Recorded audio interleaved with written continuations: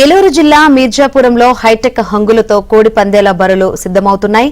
Rain proof టెంట్లు, flood lights, LED స్క్రీన్లతో mini స్టేడియాన్ని ఏర్పాటు చేశారు. దీనికి మొత్తం 1.5 కోటి ఖర్చు చేసినట్లు నిర్వాహకులు చెబుతున్నారు. మరోవైపు రోజుకు 20 నుంచి 40 పందేలు జరిగేలా కోడి పందేలను పందెం రాయిళ్లు సిద్దం చేస్తున్నారు.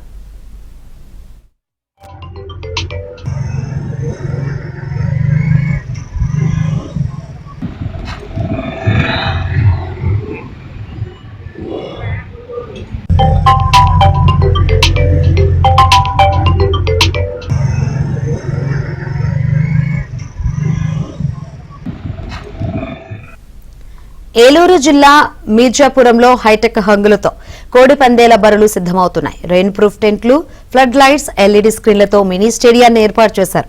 దీనికి మొత్తం 1.5 కోటి ఖర్చు చేస్తున్నట్లు నిర్వాహకులు చెబుతున్నారు. మరోవైపు రోజుకు 20 నుంచి 40 పందేలు జరిగేలా కోడి పందేలను పందెం రాయిళ్లు సిద్దం చేస్తున్నారు.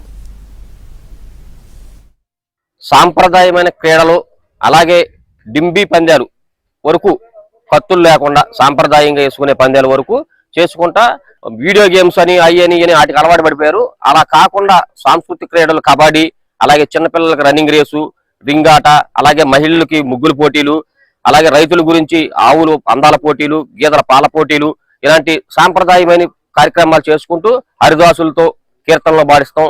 అలాగే పిట్టల దొరలతో విన్యాసాలు చేపిస్తాం, గొబ్బిళ్లు పెట్టిస్తాం. అలాంటి కార్యక్రమాలు వినూత్నంగా మన సాంప్రదాయం అనేది ప్రతి ఒక్కరికి తెలియాలన్న ఉద్దేశంతో మేము ఒక వారధి సంక్రాంతి సంబరాలను కమిటీ పెట్టుకుని ఈ యొక్క కార్యక్రమాలు నిర్వహించడం జరుగుతుంది. ఈ రోజు నుంచి మనం ఆ రోజు సంక్రాంతి అంటే ఆవుల్ని గోవుల్ని పూజ చేస్తాం. దాంట్లో భాగంగా వాటికి కూడా గోవుల్ని పాల పోటీలు, అలాగే ఆవు దూడ అందాల పోటీలు, అలాగే గేదెల అందాల పోటీలు ఏర్పాటు చేసి వాటికి కూడా ప్రైజ్ మనీ పెట్టి వాళ్ళని కూడా రైతులను కూడా ప్రోత్సహించాలని చెప్తున్నారు. రైతులను కూడా ప్రోత్సహించడం జరుగుతుంది.